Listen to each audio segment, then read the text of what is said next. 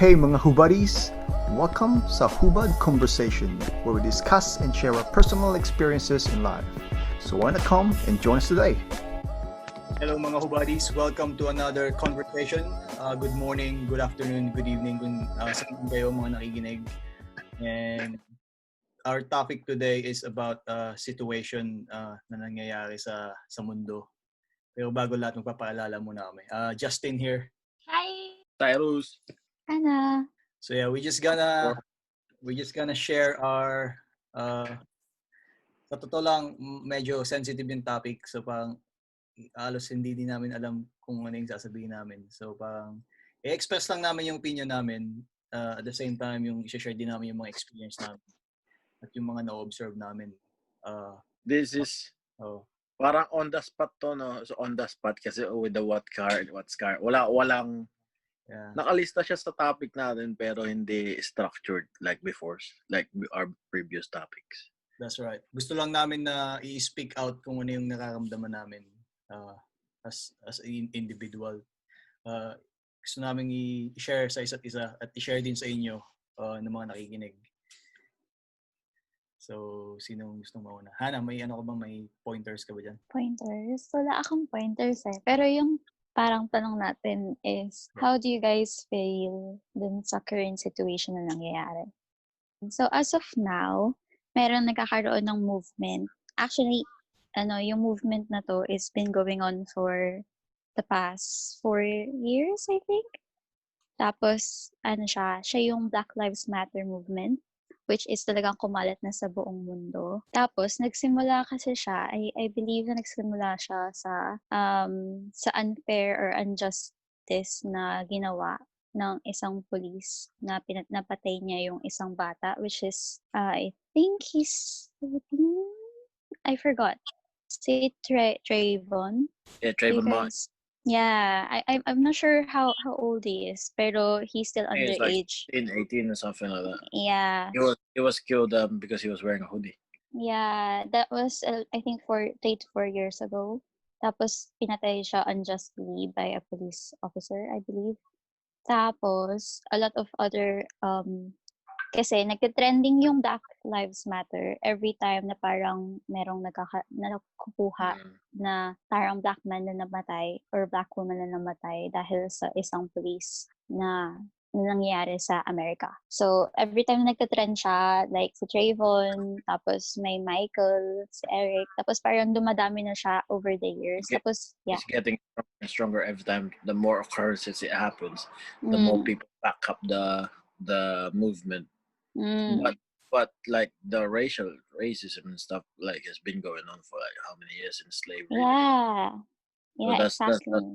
that's why they're pushing that movement. That's right. Mm-hmm. So ang nangyari kasi, it was trending for a bit kapag may lumalabas na video and then nawawala. Tapos it's trending again kapag may lumabas na video and then nawawala. So people are just forgetting it kapag hindi na nag-trend yung mga video na yun. So I think that's why nagugulat na lang yung mga tao na meron na namang someone na namatay dahil dun sa police video. And then nag-trend na naman yung Black Lives Matter. But it's been going on for ages. Tapos, so this time naman, yung namatay naman na pinaka-latest, actually, ang dami, pero yung pinaka-latest, which is yun yung nag-force mag-move talaga ng mga tao ngayon, is si George Floyd, which is, yun nga, di kumalat na nga yung video, like he was pinned down by police officers and then they were pushing down onto his neck with the officer's knee. Tapos sinasabi na niya, he was actually explaining that he can't breathe or, he's pleading for his life, basically. He is. He's screaming that he can't breathe because... So that's what forced the movement to come up again, na mag-trend siya ulit, tapos everyone basically is fighting for it now. Most likely. Yeah, everyone. This is just a vague explanation of what's going on, not fully detailed. Don't focus on the detail, what's exactly happening. Because it's very deep. There's more. Definitely. It is very so it's a very sensitive topic, especially for other people. So, hindi natin pwedeng we're not claiming anything. It's just what we know. Yeah, that's right. Yeah. Yeah. Kasi personally, myself, even let's say back then, mga bata pa tayo, di ba? I think we don't have proper education about it. Like even before, pag may mga kaklase o kaibigan tayong, di ba, colored or maitim, ang unang gagawin natin, tutuksoin natin sila, di ba? Unconsciously, katawagan na sila, ang itim, ita, uling, mga ganyan, di ba? And then, unconsciously, hindi natin alam kung anong ginagawa natin, di ba? Yeah. Because we don't have the proper education. And then, and it's hard to put fingers kung sino yung sisisihin dahil like you said na sobrang tagal na nung problemang to, hindi lang siya recent talaga, and then parang nag-pass on to many generation na lang until now. Things like with the culture as well. Yeah. The culture kasi sa Pilipinas naman, hindi sa pag parang pag maitim ka, you're like less that's what the it's not like less or something, but like less pretty or something like that. Like that people are paputi. Yeah. You grew up thinking that maganda pag maputi. Yeah. I think the problem is yung parang nagkakaroon tayo ng yung socially acceptable or socially normal is naiiba over the years. Tapos ang masama doon. Sorry, it's becoming like a new norm. Yeah, that's true. Pero who dictates kung ano talaga yung normal? Who says kung ano talaga yung pleasing? Kung sino ba talaga yung maganda? But parang ang yun yung masama kasi why do people say one is better than the other? So doon pa lang nakikita mo ng imbalance. Big difference. That's true. Mahirap talaga yan. Bigil lang natin dito sa topic na to. Yeah. Pero what ang hirap i-question. Hirap ito 2020 na, tapos hanggang ngayon, parang ganun pa din yung mga tao sa mga kulay, na parang matagal-tagal ng yan, bakit hindi pa hindi pa nila na-accept, parang ganun. Yeah. Why do you think that is? I think yung sa Amerika, kaya ganun yung ibang tao, kasi parang ganun yung nakikita nila sa parang parang leader nila. Parang pina-follow nila. I don't know. Pero parang yun yung ko. kasi parang yung about sa coronavirus, parang hindi siniseryoso ng mga ibang Americans kasi nga ganun din yung leader nila. Parang nakikita nila yung ganun yung leader nila. Kaya parang nagpapasaway din yung mga tao. Kaya siguro ganun din sila ka-racist kasi yung leader nila may pagka-racist din eh. Tama ba yung mga pagkasabi? Parang naman. May point ka din na medyo may pagka-racist nga yung leader. Diba? So, parang kasi during ba sa time ni Obama, syempre nangyari pa din yan sa time ni Obama. That's what I was gonna say. Pero parang nakikita mo na may action na parang kahit papaano hindi niya hinahayaang lumala. Parang ganun. Tama ba? Compare ngayon na... Actually, I'm not sure what happened in Obama's yung rule niya. Kasi I've never heard masyado yung mga nangyaring ganito until now. Grabe talaga. I've heard yung content like Trayvon, yung mga ganun from UK. We are hearing things and we watch the news and that comes up. Pero it's never been like this big. I don't know. Kasi yung nangyari kay George Floyd, ang sad nung part na tinatawag niya na yung pangalan ng mama niya. Iba na yun eh. Pag tinawag na natin yung mama natin, iba na yun eh. Talagang serious trouble na tayo nun eh. Hindi natin laging tinatawag mama natin eh. Pero pag talagang iba yung feeling natin pag dumating na tayo dun sa point na tinatawag na natin yung mama natin. Na-experience nyo ba yun? Pag kunyari natatakot kayo, pag answer kayo, nagkakala mo may multo, sisigaw mo, mama! Diba? Lagi yung tinatawag yung pangalan ng mama nyo pag alam nyo parang nangangadib na kayo. Wala ka ng pera. Diba ba't laging yung deep trouble ka? Sino lagi mong takbuhan? Pag walang ulam. Yung makita mo na tinatawag niya na yung mama niya, yun talaga yung pinaka nakakaiyak na part doon. Mm-hmm. Yeah. It's like this one is like quite it's easy to decide na talagang murder or like injustice kasi it's all documented in a video from the start na even like the police, mga video yung police na nag-ano na anong term nila na neutralize na yung tao, naka-handcuffs na, is laying on his flat and there's no need for you to use that force anymore. Actually, I've been hearing parang may mga nakita akong sources na nagsasabi na it's actually illegal to put that kind of force on someone. It's not sabi ng mga police, it's not given on their training to kneel on someone. Yeah, exactly. That's what I heard. Not Yeah. on their training. Pero But it's been going on for a long time.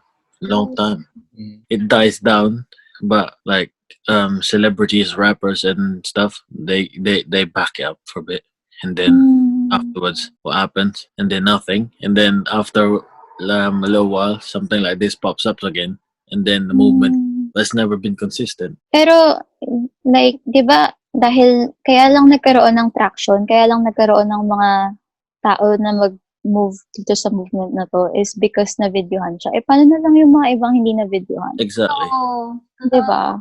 Yun yung Like, sasabihin ko lang. 'di ba? Like, hindi natin malalaman kung gaano kadami talaga yung mga victims unless it's actually videotaped or it's been spread on the internet. Which is the good thing nowadays kasi everyone can just film it or put it on live or share it on the internet, which is really sad. Yeah. What frustrates me is the Asian Cup. Asian Cup. Yung Asian. Yung Asian Cup. Surely you've experienced racism before at some point. Pero di ba yung mga tao na kaya gumagawa ng ganun is dahil nabullied sila. So parang gusto din nilang parang makaganti. Di ba may mga ganung tao? Yeah, it's like one of that's why there's loads of hate groups in America. It's not just in America but other countries as well, but they're pretty vocal about it na talagang yung mga binaback up nila yung mga KKK, yung mga modern Nazi, kumbaga. Like people like doing like have like Confederate flag and everything. They're pretty vocal about it because I think hindi naman sa pero parang nila na hindi sila how do you say it? Parang backed up sila ng hindi naman government pero by other people, so they can voice out whatever they want even though he is basically racist and stuff, like threatening other people's lives. It's true. And injustice. Kasi kung makikita mo napakarami sa Pilipinas, sa Amerika na yung mga KKK, yung modern time KKKs, yung mga white supremacist group. So I think until that is neutralized, and that's when you won't see much or can be lessen yung impact ng ganyan, ng injustice. You think na kapag yung mga white supremacists are actually tackled, mawawala na rin yung racism? I think so. Because I think, tingin ko, sila yung reason behind it is there the main reason. Kasi, halimbawa, tingin sa ko lang, white supremacist ka o white supremacist yung kilalakihan ng culture. Nag-apply ka as police. Siyempre yung mo, yung culture background, oo, at yung magkikick in dun sa profession mong ginagawa. Especially if you're given a title or power to like kill people and stuff. If you have the authority. Yeah, exactly. Yeah. That's the word. Yeah, which white people actually have more opportunities to get that kind of authority.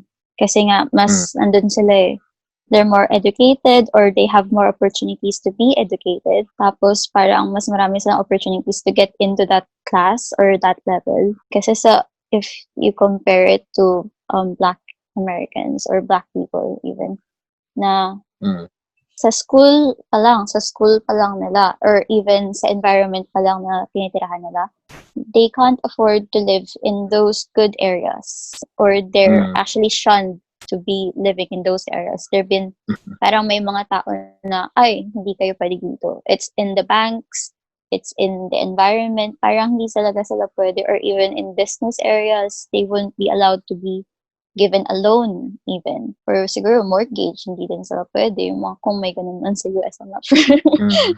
But yeah, so yung opportunities pa lang, parang sobrang kulang na sila. So how can they fight fairly kung kulang pa lang sila sa opportunities in the first place? So yun yung parang unfair pa rin.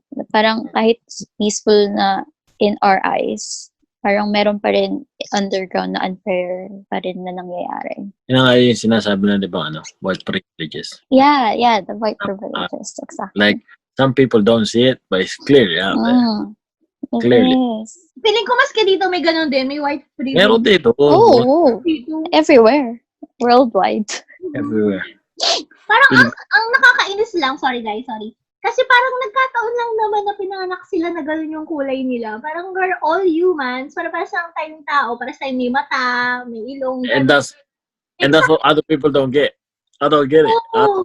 I get it. Parang nagkataon lang po na mas maputi kayo. Ba't ang nasa tingin nila, ang taas-taas na nila dahil lang sa kulay nila? Ano lang na gano'n yung thinking nila. Parang dating-dati pa, gano'n na agad yung inisip nila.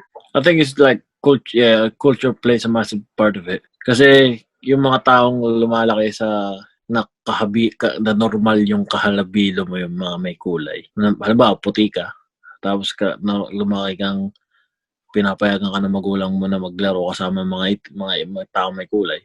Like may mga Asians o mga cool ka eh. Cool ka sa mga ganong Yung mga tao lang naman na hindi humanis, yung mga hindi sanay na, yung walang idea sa mga ignorante sa mga... Oo. Parang ganun yung kinalakihan nila.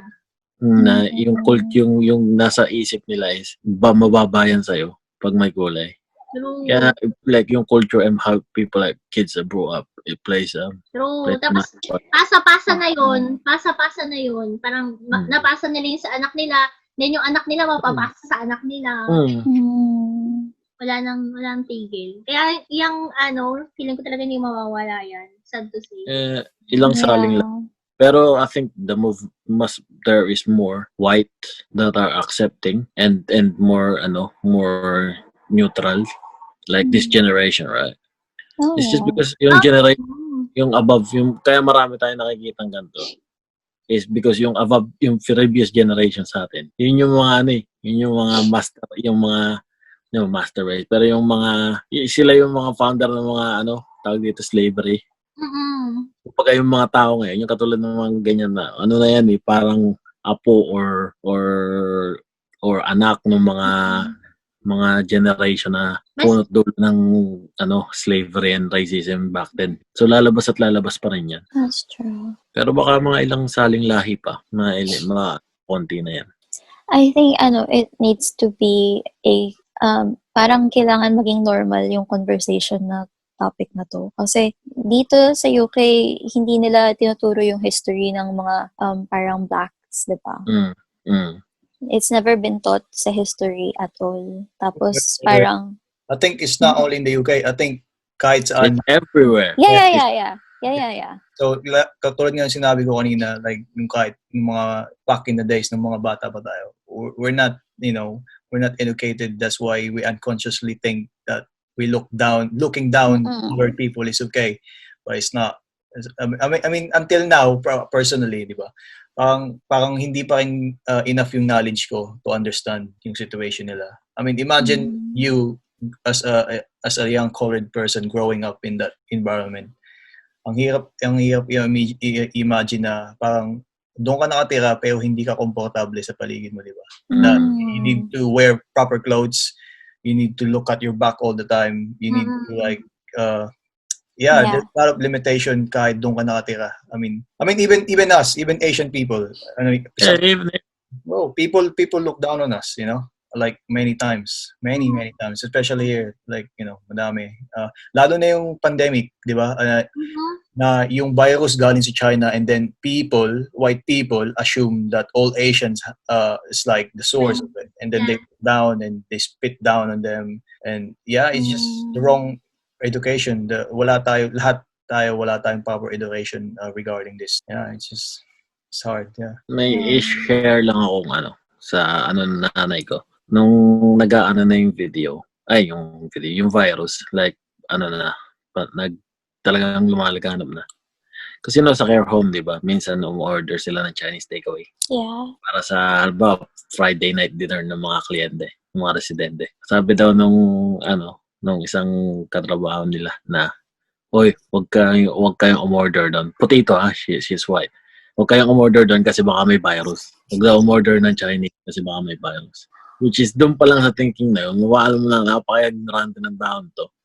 Yeah. It's not even like, it's just pure ignorance of people that pisses me off sometimes. Because if you're not gonna do your own research, and how would you understand? Especially if your parents don't teach it, your school don't teach it. So how would you ask questions if it's never been parang put into your head that you should? Because not everyone is privileged to have a black or colored person around their life. I think now, parang nakikita ko ngayon privilege na magkaroon ng kulay na kaibigan eh. Kasi ako may kaibigan ako itim na ko sa football. Parang napiprivilege ako kasi pag nag-uusap kami, the cultures are very similar. Very similar. The way they grow up, the way how strict their parents is, it's not much difference. True. Same here. Yung nasa London ako, yung roommate ko for at least 4 years. He's black. And I think he's like one of the coolest man I know, it's like he's from the Caribbean. Yeah, he's a islander as well. So yeah, like you said, we have the same culture, kind of same food cultures, same music. So yeah, and every time na lalabas kaming dalawa, we spend a lot of time. We're like so close, we're like brothers. So every time we go out, he's black and I'm Asian. People still look at us in a weird way, And I remember because he go to college. I remember because he's maintenance. He bring tools all the time with him. Tools like cutter knife. So he always check that his pocket is empty every time we go out.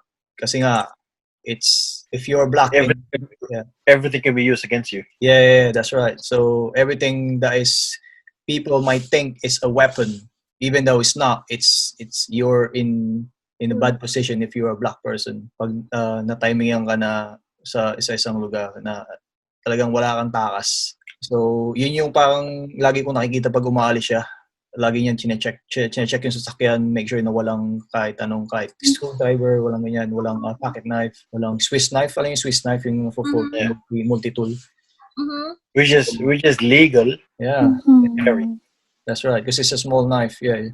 So see that, like you just want to go out and like you have to be constantly reminded constantly reminded na kailangan mo tanggalin yung target sa likod mo. Exactly. That was my point kanina na doon ka nakatira but you're not comfortable sa environment na yun. It's just sad, True. And I think that like we are aware that this is an ongoing battle for them, but we're kind of ignoring it in a way because we are comfortable sa position natin kasi nga we ignore their that battle. Let's say na parang may protest last year and then all of a sudden parang makakalimutan na lang ng lahat kasi nga we ignore it kasi komportable tayo sa position natin. Wala tayo sa position nila. Yeah, there's no consistency on. Yeah. But if we know a person in that situation, we will understand more. We can see what's going on. Hindi iba yung wala kang kilala and then may kilala ka na kung ano yung pinagdadaanan niya, alam mo. And then you talk about it. Back to my point na privilege magkaroon ng colored or Agree, yeah. Kasi iba if just kung ibang tao lang ganong kulay pero hindi mo kakilala, walang sentimental sa'yo impact yung nangyayari. Kung gets mo. That's right, yeah. Pero kung iisipin mo, pwede yung pinatay ngayon, pwede yung tropa ko yun next time. Yeah. So, imagine how do you feel kung tropa mo. Kaya ngayon, parang sa London, medyo mas diverse na ngayon eh. Kita mo, London, kalahati halos colored na ang population sa loob. Yeah. Kaya magiging diverse. Pero nahalata ko lang nung unang dating ko dito, karamihan ng mas races is the older generation. Okay. Nung time na pumunta ako dito, namulat yung mata ko in two different ways. Growing up in the Philippines, we're only in our little bubble. Like, we're all Filipino, you know? Even though you're white, kayo manggi, maitim, we're okay kasi we understand, we're on the same culture. And then, pumunta ako sa UK, yeah, like I said, it opens my eyes in two different ways. First, na-open yung mata ko na makakita ng multicultural country na napaka-diverse, napakadaming nationalities. But at the same time, namulat yung mata ko na hindi lahat ng tao is wine-welcome yung lahat ng culture or other nationalities. Like for example, tayo nga mga Asian, some elders look at us like we're like, oh, what are you doing here? This is not even your country. Go back to your country. And some people like speak languages that you don't speak. Like konnichiwa, ni hao ma. I was like, what? Yeah. Because they thought we're all the same. It's just sad. So yeah, I think coming here is a privilege, knowing that two sides, and it's just sad as well. Like there's people that doesn't have any understanding. Even myself, I'm not blaming anyone. Kasi kahit sarili ko, I don't have enough information or knowledge na i-share or para na alam ko na kung ano yung pinagdadaanan nila. But I have my own experience ng racism kasi nga, we're Asian, we have our own. And now everyone's angry, everyone's burning everything they see. I can't blame them, I can't blame them. Alam mo yung mga tao normal pag hindi walang epekto ng alcohol, pero pag may epekto ng alcohol, napaka-racist. Nag-iiba yung attitude, lumalabas yung totoong nila. Totoong attitude. Pero pag walang alcohol, kala mo napakababait. Papaway namin na gano'n eh. Ni hao. Come say it to my face, I'll knock you out. Don't take it serious in a way na maapektuhan ka. Just make fun of their ignorance. I don't know. But I think it... Go. Go. I think depende kasi sa context. Kasi if they're just a person that you're walking across the street with, parang it's okay to make fun of something. Yung parang, kapag nasa street lang kayo, diba? Parang dumaan ka lang din. So, you won't see that person. Pero, yung mga instances like, you see, parang you experience racism in your workplace, which is, it's hard to actually handle. Kasi nga, you're actually there to work, so you'll be seeing that person every day. Mostly. How do you handle it? May different view ako dyan eh. Go. Sa ganyan yung, kasi sabi mo, diba, I'm not saying you're wrong. Yeah, I'm right. Yeah. Sa, yung view ko sa ganyan, yung make fun of it. Kasi yung sinasabi mo, diba, like, just take it, like, nicely and laugh about it. Sometimes I do, but mostly I don't. If somebody say that to me, I press them, man. Like, we're like, say that again. I set up a little different tone because they're gonna keep on thinking it's okay to do that. So they just keep on doing it until someone knock them out. Yeah. So I'm gonna be one of them person. Gets ko yan si Cyrus. Kasi hindi sila titigil. May mga nang-aasar kasi na hindi titigil hanggang na pumapatol. Yeah, kaya like sometimes you react the way you know how to react and you put them in their place. Parang nung kumain kami nung friend ni Abby sa McDo one time. Kasi dahil nga, lalo na magkasama kami dalawa, di ang ingay-ingay namin. Tapos may mga teenager na tumabi sa amin. Tapos nakikita ko na parang nangaasar sila. Tapos ini-ignore ko lang. Tapos nung may mga nagpaparinig na sila kung ano-ano na sinasabi nila, simple lang naman yung sinabi ko. Sabi ko lang naman sa kanila, mind your own business. Pero tumigil sila. Kasi alam nila na hindi natin to maaapit. Kaya nitong lumaban. Minsan may mga ganun lang din tao. Sometimes, mahirap kasi iba, each person reacts differently. Yeah, I react with this most of the time. Yeah. Pero some people, if sinabi mo yun sa kanila, they will retaliate. Tapos talagang magkakaroon ng something else. For me, let it be. I'm not in the wrong. True. That's true. Pero how would you educate them in a way that they won't do it again? That's the hard bit, I think. If they're open for that, most of them not. Sadly, most of them think they do that because they're not educated enough, and they feel entitled to do it. That's it. That's the word. Yung mga teenagers na nang bully sa amin, sinasabi talaga sa amin ni Abby na this is my country. Gumaganon talaga sila. Tapos gusto ko sabihin, teka, I am paying tax here. Are you? Pero sinabi nila sa kanya, mind your own business, ha? May nagsabi sa amin ng dati, this is our country. Sabi ko, I'll bury you here too.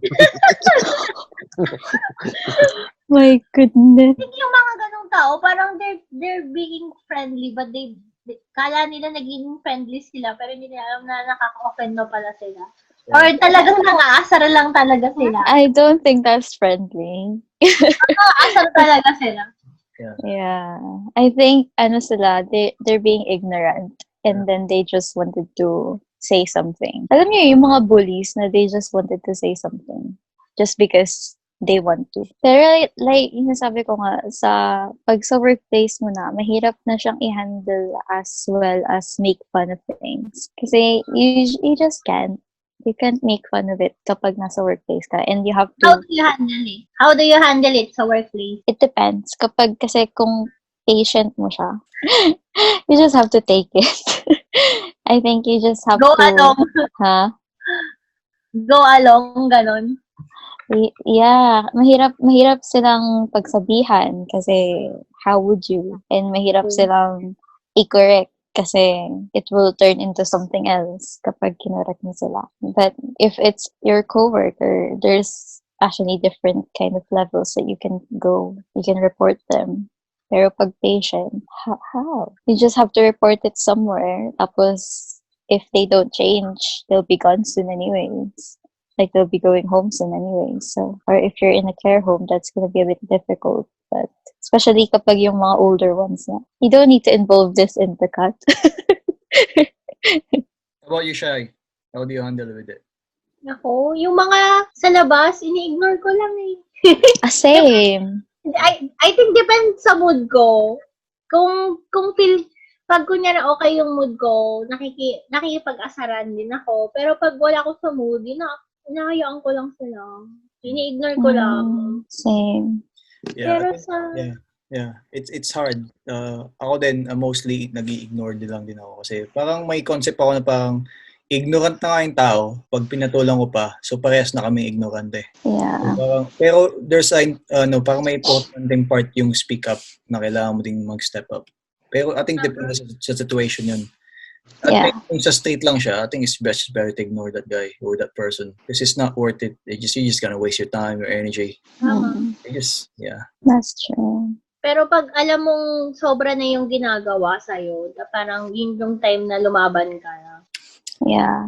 So far, never ko naman na-experience yung nangyayari sa Amerika na, yung mga sumisigaw dahil lang nagsasalita ng ibang language. Diba sinisigawan sila, tapos pinapapapasa. Oh my days, thankfully, hindi pa naman nangyayari sa akin yun kasi diba lakas ang boses ko.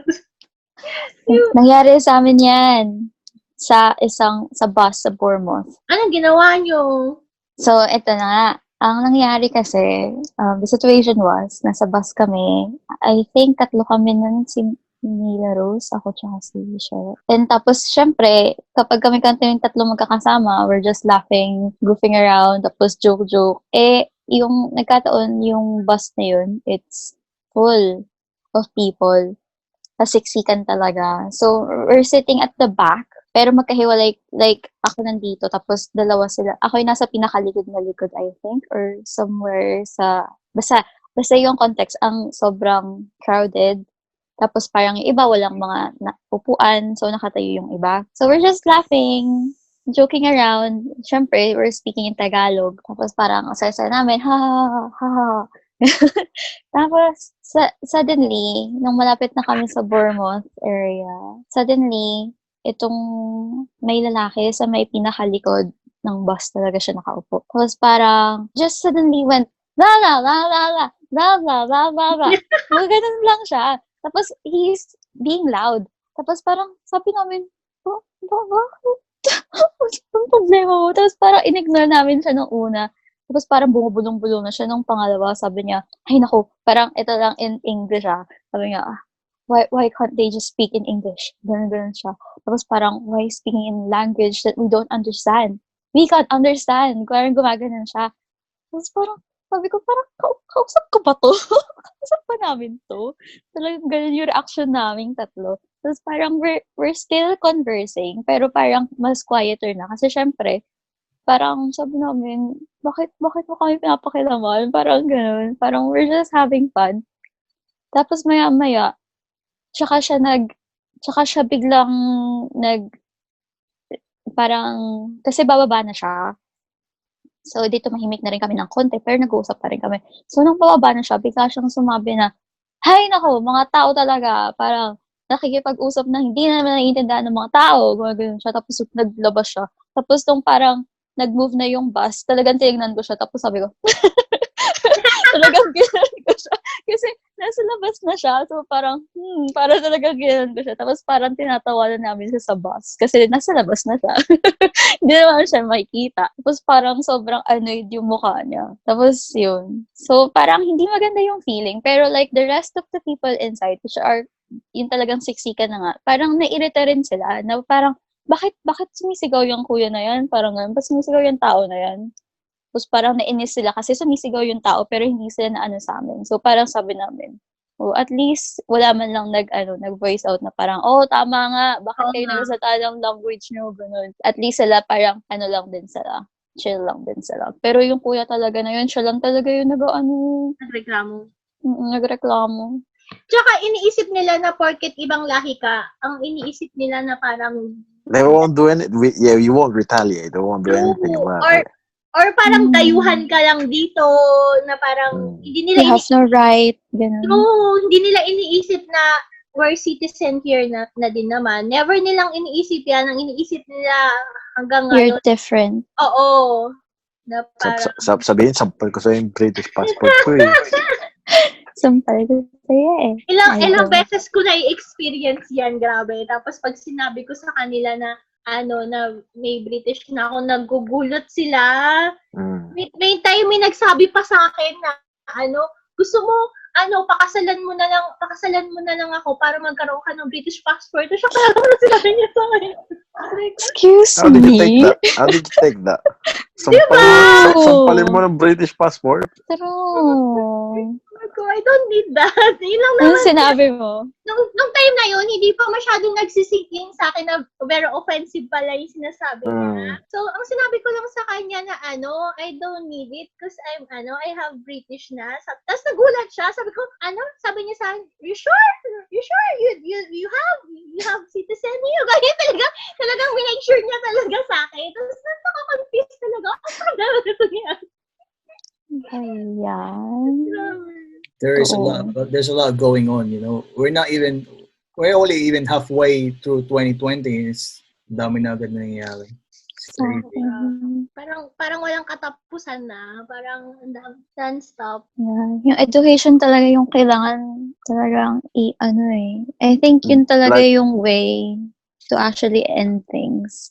I think kailangan bata pa lang. Like primary school pa lang. Dapat na. Yun nga, may nakita akong post sa Instagram na parang it starts in the home. It starts with your loved ones before you can change everything else. Yung parang ganun. It starts within you to seek yun talagang understanding. Yun talaga yung tingin ko, yun yung way.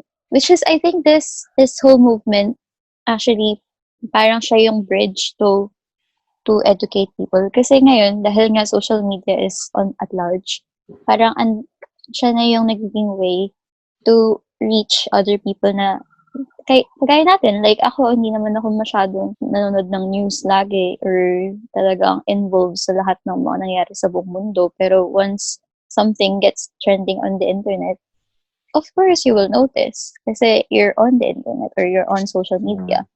So I think this reaches a lot of people and of all ages as well kasi most people are on social media now. Kaya natutuwa ako kasi ang daming mga nagpo-post like ng mga illustrations, ng mga quotes, ng mga things that are really educational in a way and also entertaining. So people are not put off by it. So they actually seek more information to know more. Kahit parang sa una parang nagtataka pa sila, oh ano to, ganun. Pero parang if it looks interesting, they will actually click on it. So I think it's really good that it's actually there now. No, nag-share talaga sila ng information. It gets more and more every time it happens. Totoo. It's more powerful. So yeah, if this doesn't do it now, maybe the next one will. Kasi yung impact ngayon, it's been like tripled since Trayvon one. Yeah. So you never know when's the next one. So or maybe this is the turning point.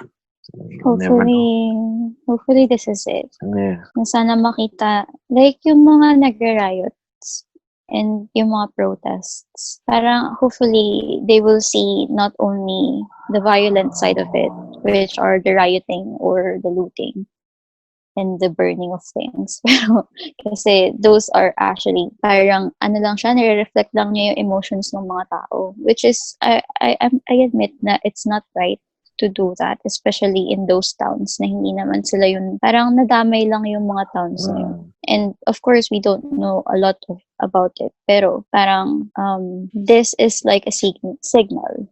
Ito yung nare-reflect dito yung talagang nararamdaman nila, which is anger at the moment. Kasi they tried protesting peacefully. They tried protesting quietly. Ang dami nilang ginawa.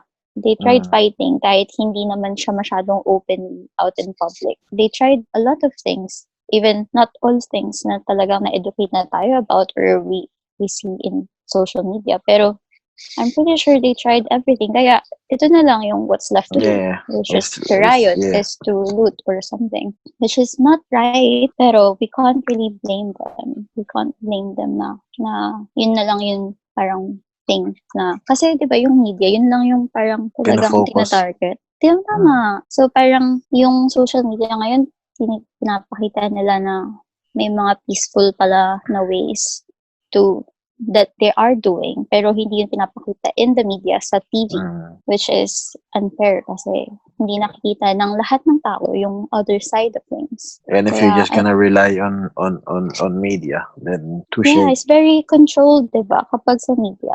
Kasi who are the people who decides what to put on the media?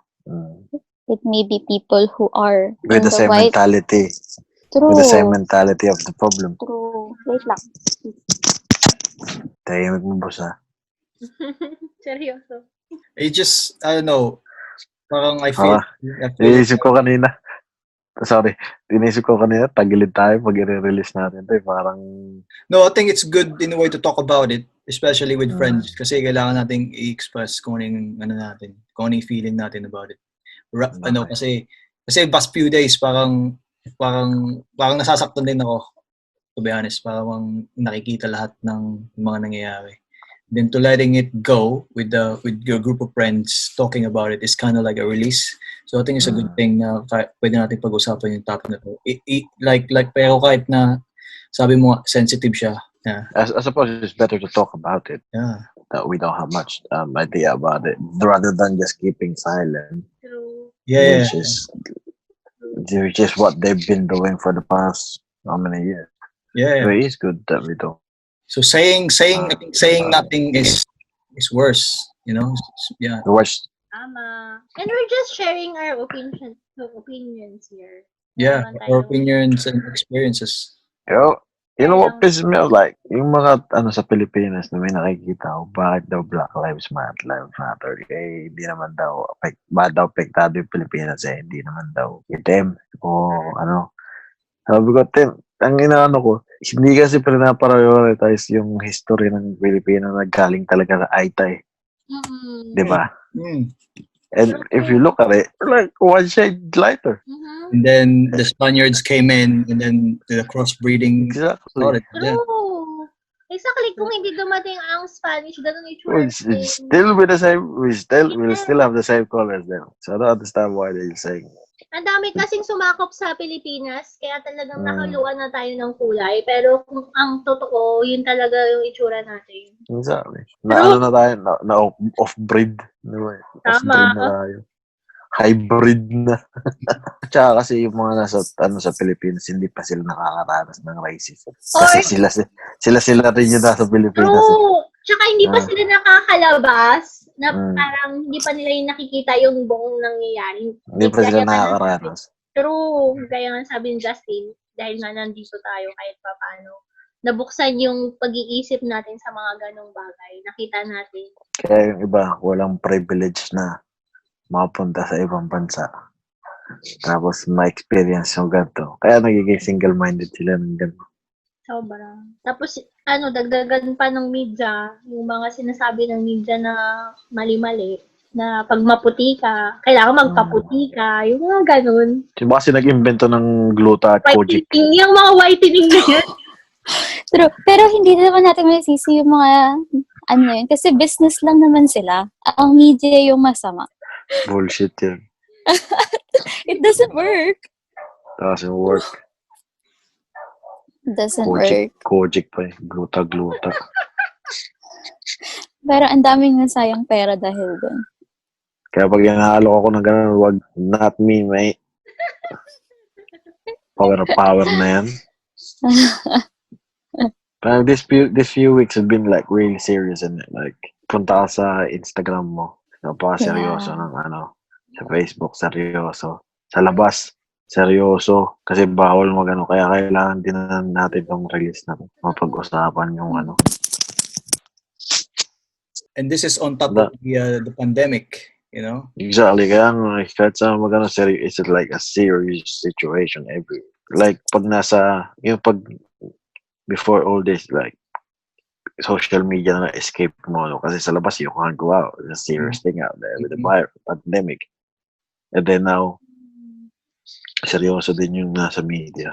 Pero dati, sa akin, hindi ako masyadong sa racism mula sa akin. Wala akong pakialam sa racism. At least, as long as na hindi mo, sa akin, halimbawa, hindi mo sasabihin sa akin personally, you're not gonna personally attack me about my race. Wala sa akin.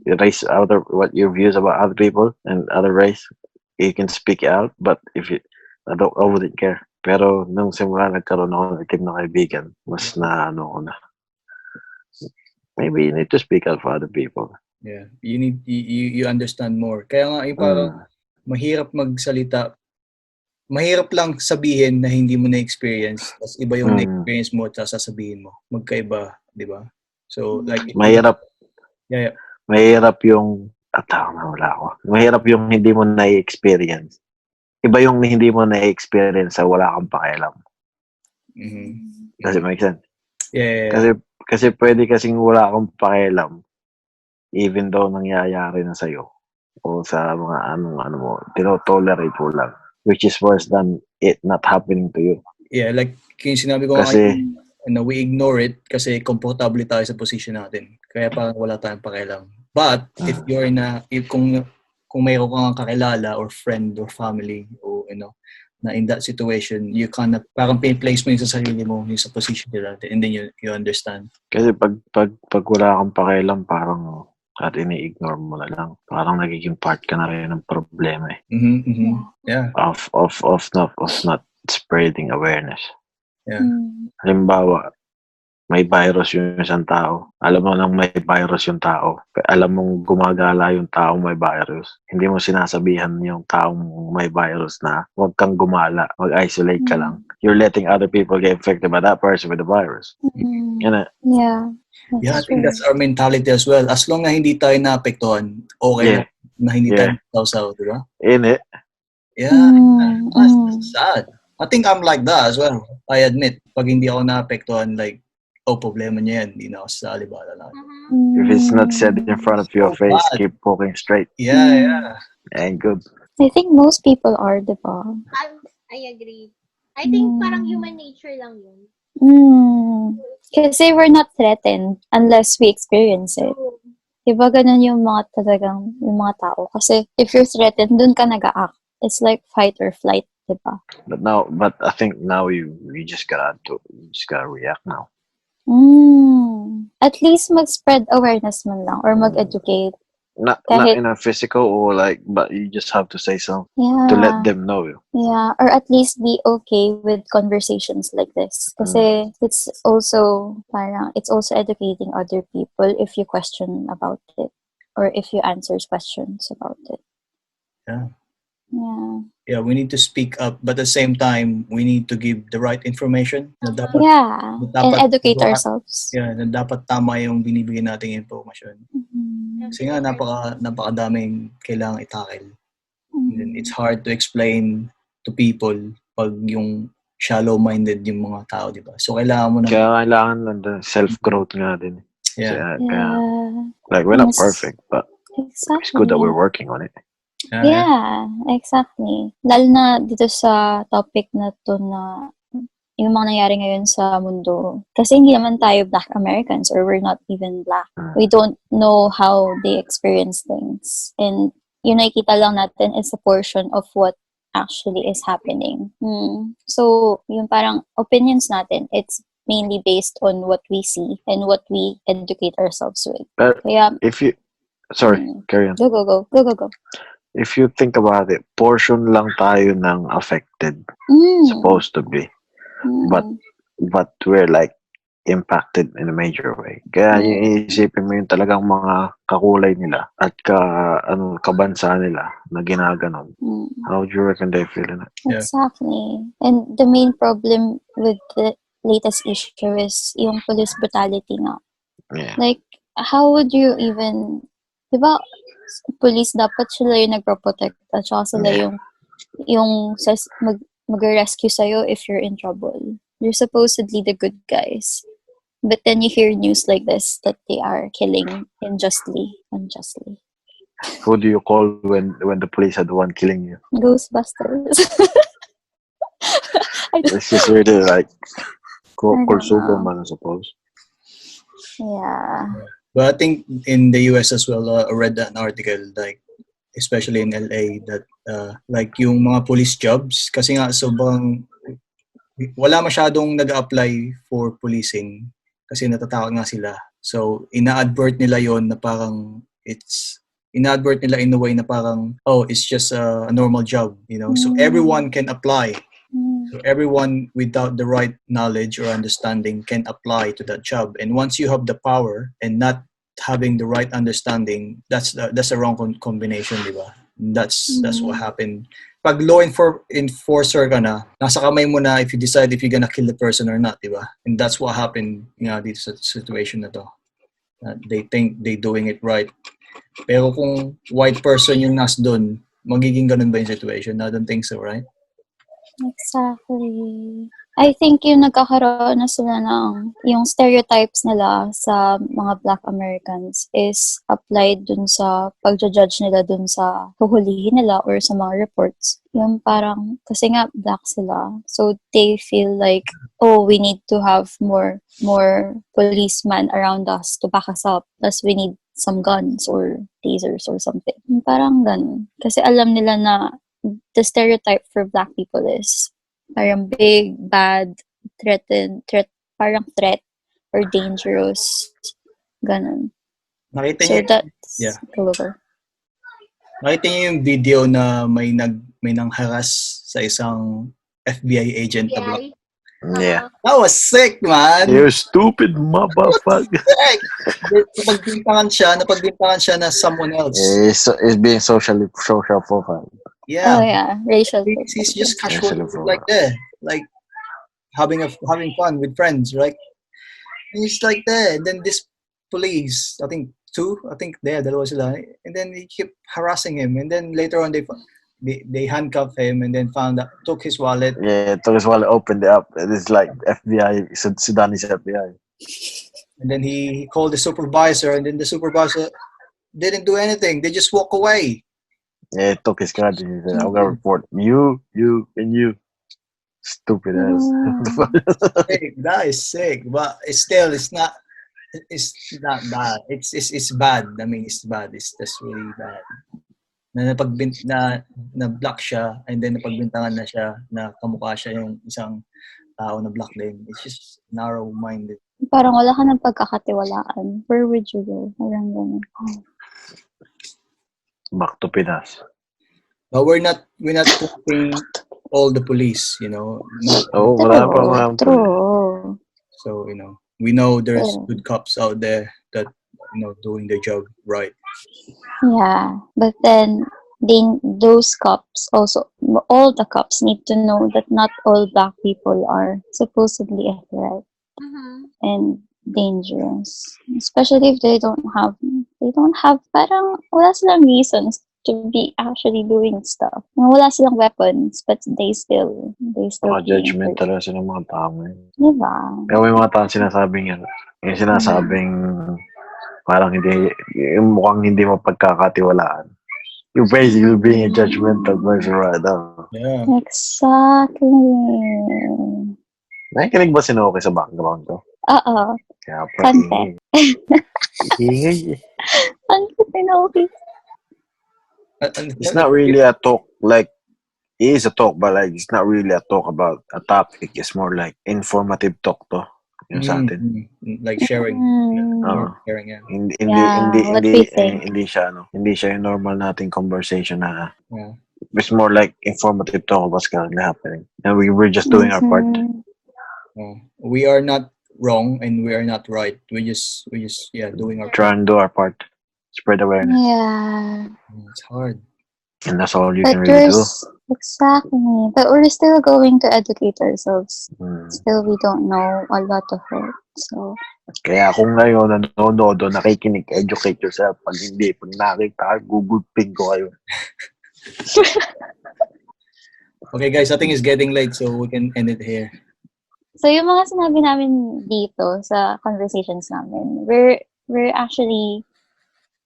not as educated as we wanted to. That's why we wanted to have the conversation at least within our group na para mag-share man lang kami ng mga experiences o kaya mga opinions dun sa isa't isa para magbigay awareness din naman for each other, and also once we share this video, hopefully to you as listeners as well. So we encourage you, as we are gonna do it as well, to actually spread awareness and get yourself educated para man lang, even if hindi tayo yung sobrang affected, we have like brothers or sisters or friends, even workmates or colleagues or kahit sobrang layo sa atin na parang syempre, we're still in the same earth or world and we are basically living in the same environment as everyone. So we have to be educated or at least know yung basic man lang ng parang pinagdadaanan nila, kahit it's just a portion of it. So we encourage you greatly to educate yourselves and spread awareness through social media at least. Or even if you're just wala kayo masyadong masabi, at least just spread some posts just to say na you are supporting the cause. So yun lang. Thanks everyone for listening. Stay safe and stay kind, everyone, and don't be judgy. Stop judging others. So that's it, and we'll see you next time. Bye. Bye, everybody. Preach it, sister. Guys, please like, comment, share, and subscribe.